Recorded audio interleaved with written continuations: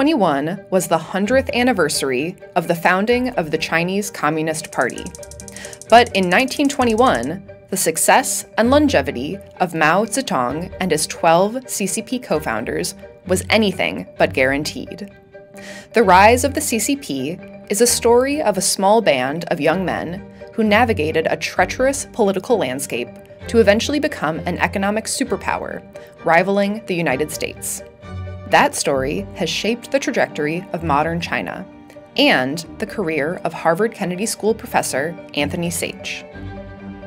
On this episode of Behind the Book, we speak with Professor Saich about his most recent book, From Rebel to Ruler: 100 Years of the Chinese Communist Party. 100 years ago, the newly established Republic of China was in a state of intense political and intellectual fragmentation. The 1911 revolution had brought an end to over 2,000 years of Chinese imperial rule.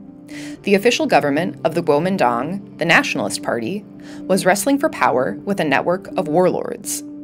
The Soviet Union was encouraging anti-imperialists in China to establish their own communist regime.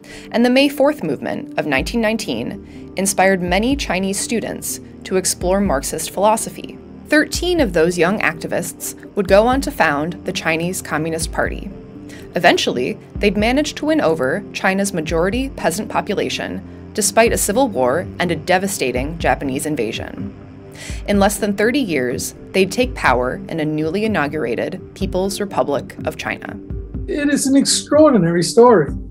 You know, you start with a bunch of kids gathering in a safe house in Shanghai with this idea that, we're going to be part of a global proletarian revolution that's going to bring, power to the working class. We've seen a number of kind of one-dimensional explanations, none of which I've ever found satisfactory. Contrary to the official history of China advanced by the current-day CCP, Professor Saich argues that the party's rise was anything but inevitable.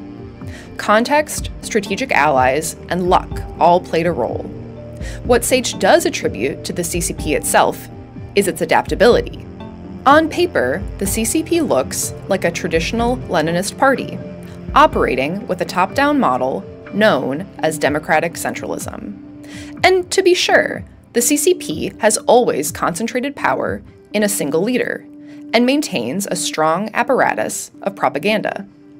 But with 95 million members and a country of immense ethnic, linguistic, and religious diversity, the CCP has had to learn how to adjust its central directives to fit local conditions so it can maintain its legitimacy.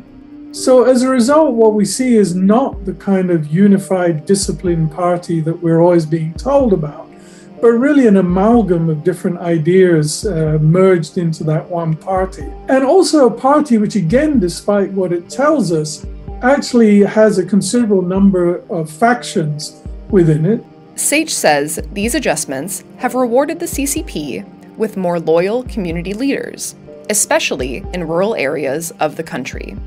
That adaptability has its limits, of course, particularly when the CCP views local activities as a threat to party dominance. Where it really becomes a problem, I think, is in the areas such as Tibet and Xinjiang, which clearly have a different narrative about their own history, which is distinct from the narrative the Chinese Communist Party tells. It's also a narrative that links to a world outside, whether it's in Xinjiang, out into Central Asia, or whether it's in Tibet, to the Dalai Lama. At a ceremony marking the 100th anniversary of the founding of the CCP in 2021, Xi Jinping proclaimed that we will achieve the goal of building a great modern socialist country in all respects and fulfill the Chinese dream of national rejuvenation.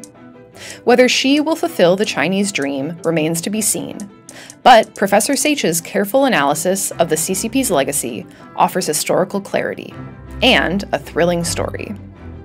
The book is From Rebel to Ruler: 100 Years of the Chinese Communist Party, written by Anthony Saich, Daewoo Professor of International Affairs at Harvard Kennedy School.